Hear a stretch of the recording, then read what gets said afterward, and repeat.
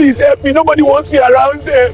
Please help me. I will do anything. The man wearing tattered clothes screamed in the forest that night in tears, and suddenly, a man wearing a white robe appeared, holding a very long staff, with his gaze fixed.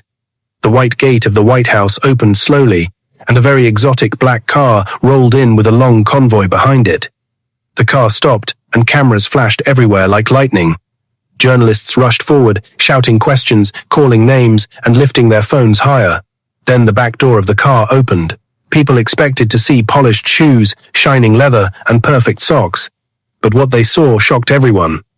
Mr. Alfred, the famous billionaire, stepped out calmly, wearing an expensive suit, but with no shoes on his feet.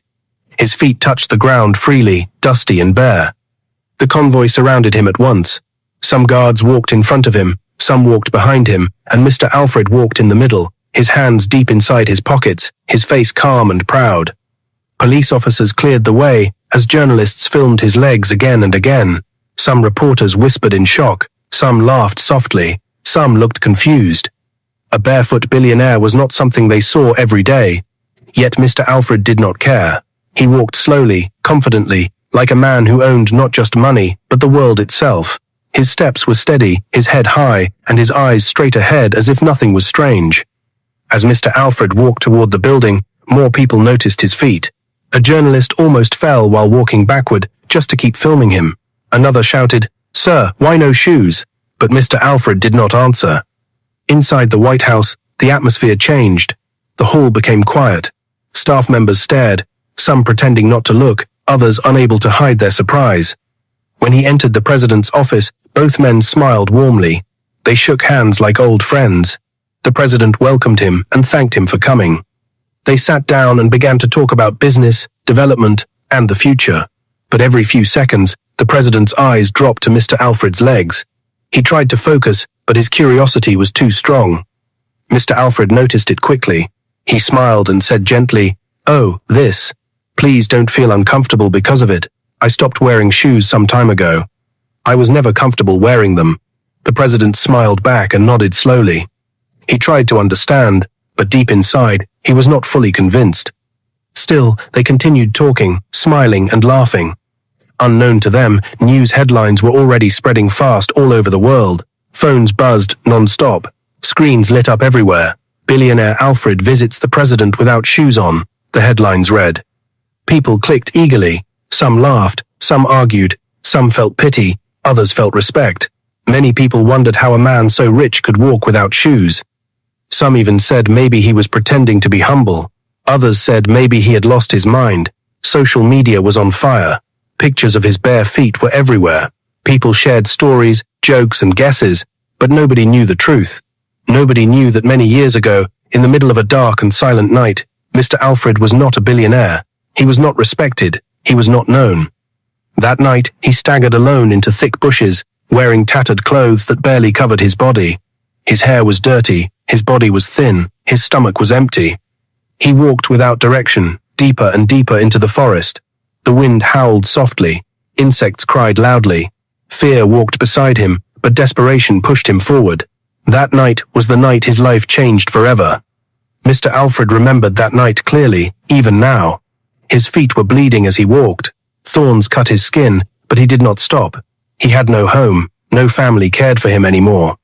Friends had turned their backs. He ate from refuse dumps to survive. People chased him away like he was nothing. That night, he finally reached a hidden shrine deep inside the forest. The place was quiet and heavy. Strange symbols were carved on old stones. Weak firelight flickered in the dark. The air felt thick. As soon as he stepped forward, his strength left him. He collapsed to the ground, breathing hard. Tears rolled down his face as his voice shook. "I am ready," he said weakly. "I am ready to do whatever it takes to be wealthy and powerful." His voice echoed softly. He continued, crying like a broken child. "For years I have been a pauper. Nobody looks my way. My family deserted me. I eat from trash. I am tired. I am ready to pay any price." His words were full of pain, hunger, and anger. The forest listened in silence. Suddenly, the air changed. The fire burned brighter. A shadow appeared in front of him. Mr. Alfred lifted his head slowly. A man stood there, tall and still, holding a long staff. He wore a white robe that shone softly in the dark. His face was calm, but his eyes were deep and heavy, fixed on Mr. Alfred. Fear froze him, but hope burned inside him too. The man spoke with a deep, slow voice that shook the ground. "As you wish," the man said. Mr. Alfred's heart beat fast. His body trembled. He did not fully understand what was happening, but he knew this was no ordinary man.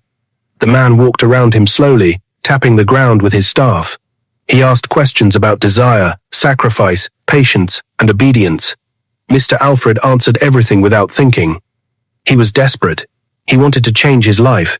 He wanted respect. He wanted power. He wanted money that would make the world bow. The man stopped in front of him and looked at his bare feet for a long time. A strange smile appeared on his face, as if he had already made a decision. Back in the president's office, Mr. Alfred crossed his legs slowly, still barefoot, still calm. The president laughed at a joke, but his eyes again dropped to those feet. Mr. Alfred smiled, remembering the past. He remembered the promise that was made that night in the forest. He remembered the condition he agreed to without asking questions. Outside, journalists were still shouting. Inside, the meeting continued smoothly. Mr. Alfred spoke with confidence, his voice strong, his words powerful. But deep inside him, something stirred. A reminder, a warning. The man in white had said something that night, something Mr. Alfred had never told anyone, something connected to his wealth, his power, and his bare feet. As the president stood up to shake his hand again, Mr. Alfred felt a strange chill run through his body. He smiled and hid it well. The world only saw a billionaire without shoes. Nobody knew the real reason. Nobody knew what would happen when the condition of that night finally came due. And that moment was drawing closer than anyone could imagine. Later that same day, Mr. Alfred returned home in his long black convoy. The gate opened quietly, and the cars drove into the compound like nothing had happened. Inside the big and beautiful living room, his wife and children were sitting quietly. Nobody was talking. The large television in front of them showed the same news again and again. The screen showed Mr. Alfred walking barefoot into the president's office. The headline ran boldly under the image. The children looked ashamed. His wife's face was tight with anger and disappointment. When Mr. Alfred entered the house, he smiled softly like always, but the smile quickly faded. His wife stood up slowly and walked toward him. Her voice shook with anger. "What is the meaning of this nonsense?" she asked. "Why would you walk around without shoes, even to the president's office? Why are you so bent on rubbing this embarrassment on all of us?" Mr. Alfred looked at her quietly. He did not shout. He did not explain. He only shook his head slowly, turned away, and walked into his room. The door closed softly behind him. In the living room, silence returned. The children looked at their mother. Anger turned into whispering. That night, while the house slept, a secret plan was formed. "I think that will work," his 8-year-old son said with confidence. Days passed, and the news slowly faded, but the shame in the house did not. The following week, Mr. Alfred had an important appointment with a top government official. As usual, he woke up early, prayed quietly, and dressed neatly in an expensive suit.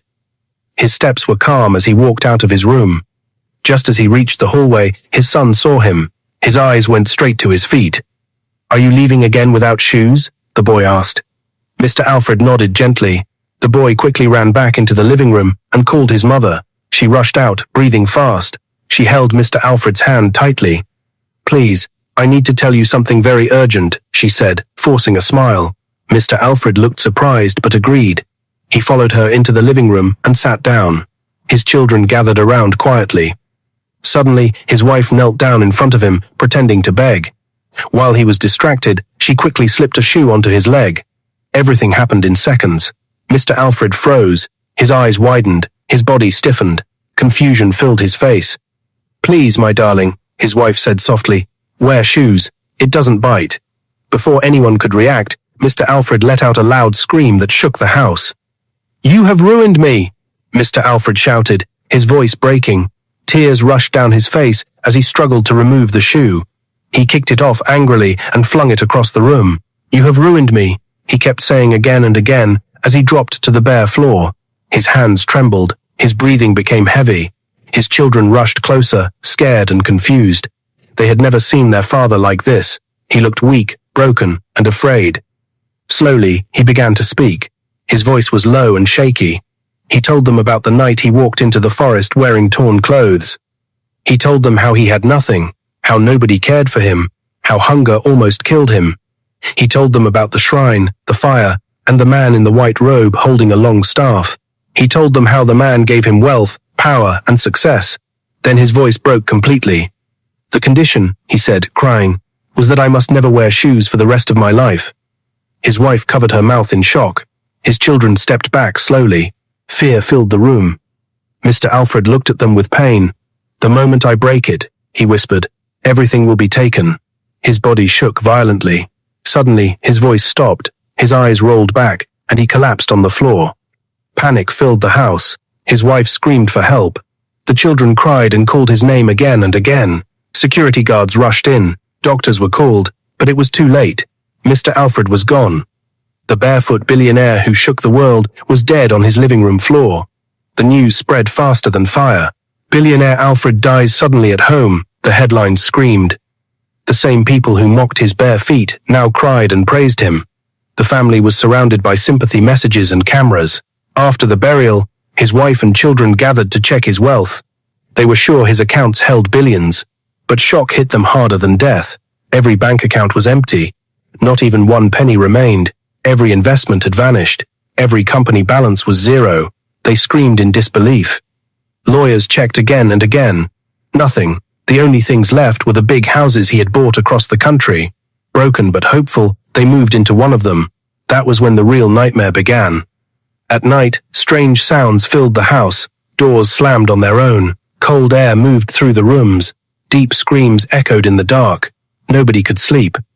They tried another house. The same thing happened. Night after night, screams, cries, and heavy footsteps filled the halls. Neighbors complained. Friends refused to visit. Fear chased them out of every house. One night, the youngest daughter woke up screaming, saying she saw a man in a white robe standing at the foot of her bed, holding a long staff. The family packed their bags and ran. They left everything behind. The houses stood empty, surrounded by silence and fear. People avoided them.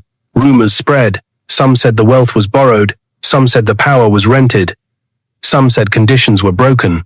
Slowly, the story became a warning. A story parents told their children. A story elders whispered at night. The barefoot billionaire was no longer a mystery. He was a lesson, a reminder that shortcuts come with prices, that promises have weight, that pride can destroy, and that not all gifts are free. Mr. Alfred's name faded from business pages, but lived on in fear-filled stories. Years later, people still talk about him. Some say they see a barefoot man walking quietly at night near the abandoned houses. Some say they hear a voice crying, saying, "You have ruined me." Others say they see a white robe disappear into the trees. Nobody knows the full truth, but one thing is clear. Wealth without wisdom is dangerous. Power without peace is empty. And promises made in desperation can destroy generations. Mr. Alfred had everything the world wanted, yet lost it all in one moment.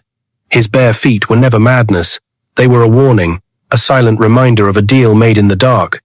Till today, whenever people see a rich man walking humbly, they remember the barefoot billionaire, and they ask themselves one simple question: what did he give up to gain it all?